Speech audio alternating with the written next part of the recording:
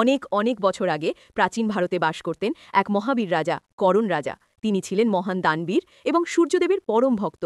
প্রতিদিন ভোরে যখন সূর্য উদয় হতো, রাজা করণ নদীর জলে দাঁড়িয়ে চোখ বন্ধ করে সূর্যদেবকে প্রণাম করতেন। তিনি বলতেন, হে সূর্যদেব, আপনি আলো দেন, জীবন দেন, আপনার কৃপাতেই পৃথিবীতে অন্ন জন্মায় ও প্রাণ টিকে থাকে। রাজা করণ প্রতিজ্ঞা করেছিলেন, যেদিন তিনি সূর্যদেবের আরাধনা করতে পারবেন না সেই দিন তিনি কিছু খাবেন না। দিন কেটে গেল, বছর গড়ালো। রাজা করণের এই ভক্তি দেখে সূর্যদেব নিজেই আনন্দিত হলেন। এক সকালে সূর্যোদয়ের আলোয় সোনালি আভা ছড়িয়ে পড়ল নদীর জলে।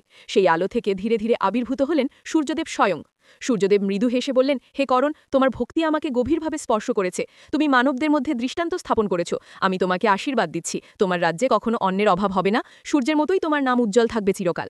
রাজা করণ নত হয়ে প্রণাম করলেন সূর্যদেবকে। সেই দিন থেকে তিনি তার প্রজাদের শিখিয়ে দিলেন সূর্যোদয় ও সূর্যাস্তের সময় সূর্যদেবকে প্রণাম করতে, কৃতজ্ঞতা জানাতে, কারণ সূর্যই জীবনের উৎস, আলো ও শক্তির প্রতীক। এভাবেই সূর্য উপাসনার ঐতিহ্য ধীরে ধীরে ছড়িয়ে পড়ে, আর আজও কোটি কোটি মানুষ ছোটি মাইয়ার ব্রত পালন করে নদীর জলে দাঁড়িয়ে সূর্যদেবকে অর্ঘ্য দেয়। ভোরবেলা সেই সোনালি আলোয় যখন মানুষ সূর্যকে প্রণাম করে, তখন মনে করিয়ে দেয় জীবন যতই কঠিন হোক, আলো সবসময় ফিরে আসে। এটাই ছট পুজোর সত্যিকারের মর্ম, ভক্তি, কৃতজ্ঞতা আর প্রকৃতির সঙ্গে একাত্মতা।